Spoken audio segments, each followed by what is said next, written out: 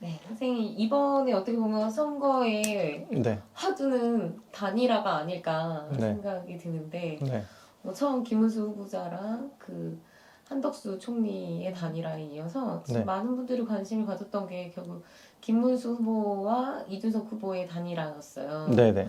근데 이제 뭐 사전 투표가 하루밖에 안 남은 시점이라 이게 거의 불가능할 것 같다라는 생각은 드는데 네. 선생님은 좀 보셨을 때 어떠신가요? 단일화 네. 불가능하다. 이렇게 보는 거죠.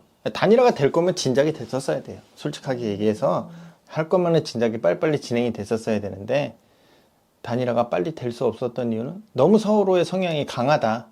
그리고 내가 갖고 있는 것들이 너무 세다. 이렇게 좀 얘기를 드리는 거고, 그리고 서로 굽히지 않는데 어떻게 그게 가능하겠어요? 아무리 같은 보수에 있었던 부류에 있는 사람들이어도 보수마다도 성향이 너무 다르다 이 얘기죠. 그게 단합 자체가 안 되니까. 그래서 많이 보수의 영향과 이런 지지들이 많이 깨졌다. 그런 부분에서. 아무래도 했으면 좋은 결과가 일어났을 텐데 아쉽다라는 거죠. 그런 부분이. 보수도 정신 차려야 될 때가 됐다. 그 이준석 후보는 네. 이번 선거가 아니라 뭐 이제 다음이나 그 다음을 생각을 해서 이렇게 지금 그러니까 독불장군은 아니지만 어쨌든 그냥 혼자 가겠다 이건 것 같은데 네네. 이분이 어쨌든 뭐 대통령의 가능성은 있는 분인가요? 대통령의 가능성? 나중에 가면, 앞으로 차후에 미래에 봤을 때, 대선 한 두 번 정도 더 겪으면 가능성은 높게 있다. 근데 자칫하면은 꺾일 수 있다. 이분도 뭔가 잘 나가고 있다가, 법적인 테두리 안에서 뭔가 잘못해서 자빠지거나 꺾이거나 자중을 해야 되거나 이런 것들이 분명히 섞여 있다라고 저는 보거든요. 꺾인다 하면 예전에 우리가 그 안희정 네. 그분이 너무 잘 나가시다가 갑자기 그 사라지셨어. 사라지셨잖아요. 응.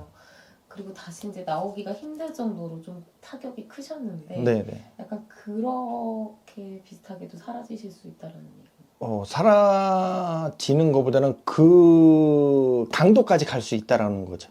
그 정도의 세기로. 네, 세기로 갈 수 있다. 음. 그렇기 때문에 아무리 내가 뭐 젊은 나이에 정치판에서 놀고 정치판에서 정치를 해도 겸손할 땐 겸손해야 된다. 라고 얘기를 드리는 거지. 안 그러면 자칫하면은 지금 창당한 그 당도 다른 사람한테 대표 자리를 물려줄 수 있을 만큼 타격이 큰 상황이 분명히 앞으로 벌어질 것이거든요.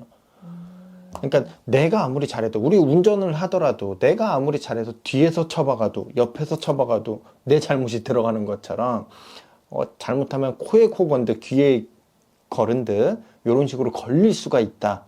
그렇기 때문에 내 인생에서 깨끗한 서류를 빨간 줄을 그을거나 아니면 법적인 태도에서 법적으로 걸린다든가 이런 것들이 있을 수 있으니까 이준석 후보도 정신을 좀 차리고 움직여야 된다. 앞으로 행보와 이러한 정치의 움직임을 가졌을 때는 분명히 정신을 차려야 되고 뭐든지 좀 걷어낼 필요가 있다. 라고 저는 보는 거거든요. 그렇기 때문에 좀 조심하는 게 좋겠지, 아무래도. 이분의 성향을 좀 봤을 때 네. 좀 어떤 게 있나요? 너무 잘난 척?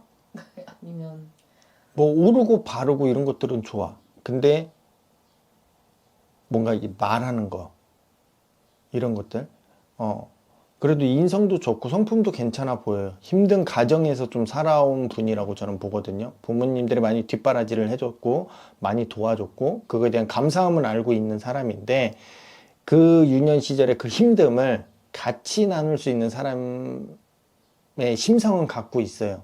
근데 욕심이 너무 과해. 빨리 한 자리를 뭔가 이렇게 딱 잡아놓고 자기가 하고 싶다는 욕심이 너무 강하거든요. 그게 어느 정도 시간이 되고 어느 정도 축적이 되고 쌓여야 이 사람 것이 되는데 지금 너무 그거를 빨리 이루려고 하는 게 있어요. 그렇기 때문에 그거를 좀 줄이시면은 아무래도 이분한테 좋은 성과가 나중에는 차후에 한 5년, 8년 정도 뒤에 조금 더 성과가 생기지 않을까? 이렇게 좀 보고 있거든요. 그렇기 때문에 뭐가 되든 간에 나중에 가서 대통령 자리를 못하더라도 아직 나이가 젊으니까 뭐 10년 뒤라고 해봐야 뭐 50이나 51, 52 요 라인 떨어질 거 아니에요. 그쵸?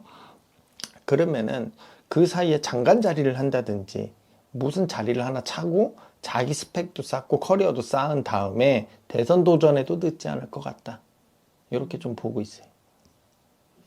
한 2년 아니 2번을 더 거친 뒤에 네, 2번 정도 더 거쳐도 아직 젊고 팔팔한 나이이기 때문에 충분히 가능성이 열려 있기 때문에 도전해 볼 만하다라고 보는 겁니다.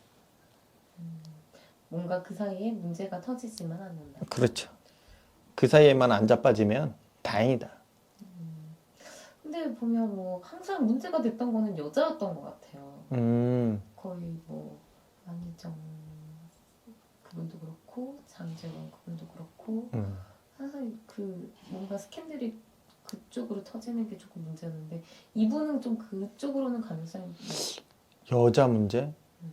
여자보다는 일단은 주위에 있는 대인 관계라고 좀 보는 게 맞을 것 같거든요. 사람에 의해서 사람으로 치이는, 그러니까 많이 믿고 뒤통수도 많이 당하는 사람이라고 저는 봐요. 아, 그래, 그럼 내가 일단은 젊으니까 한번 이 사람을 도와줘 볼게, 나중에 도와준다고 했으니 나도 해볼게, 이런 성향이 좀 있는 것 같아. 근데 그러한 부분도 잘 써먹어야 되는데 너무 다 자기 것만 해주다 보니까 뒤통수를 너무 많이 맞은 거야. 그래서 이제 믿을 구석이 없는 거죠, 이 사람한테도. 그러니까 지금 같은 성향이 뚜렷하게 나오는 거예요. 누구도 믿지 못하고 자기 혼자 단독적인 행동을 계속 하는 이유는 많이 당했다라고 보거든요. 많이 무시당하고 괄시당했다. 그렇기 때문에 그러한 부분을 자기가 그 상황에 맞게 조율을 좀 잘해줄 필요가 있다라고 봐. 이준석 후보 같은 경우. 안 그러면은 많이 옆에서 시기하고 음해하는 것들이 많이 생길 것 같다. 그렇기 때문에 꼭 사람이 똥인지 된장인지 구별하지 않고도 구별할 수 있는 법도 있고요. 찍어 먹어 보지 않아도 이렇게 잘 다룰 수 있거든. 일을 못한다고 무조건 내치는 건 아니잖아요. 그 사람도 잘할 수 있게끔 구슬릴 줄 아는 게 그게 대표로서 할 자리라고 저는 보거든요. 그래서 이준석 후보도 주위에 있는 사람들에 의해서 영향을 받으니 그분들을 다 적으로 돌리지 말고 내 편으로 돌려라. 이렇게 좀 얘기를 해보고 싶어요. 그쵸, 아무래도 지금은 좀 적이 많아 보여요. 봐도. 너무 많아요. 눈에 가시 같은 존재예요, 거의. 거의 뭐 이재명 후보자님처럼 거기까지는 물론 아니지만 그렇게 될 가능성도 있어 보이지 않나요? 저는 충분히 그렇게 보기 때문에 조심해라. 얘기 드리는 거니까. 자칫하면 진짜 확 꺾일 수도 있어요. 잘 나가다가도. 조심해야 될 것 같아. 이분 같은 경우도. 네, 말씀 감사합니다. 네.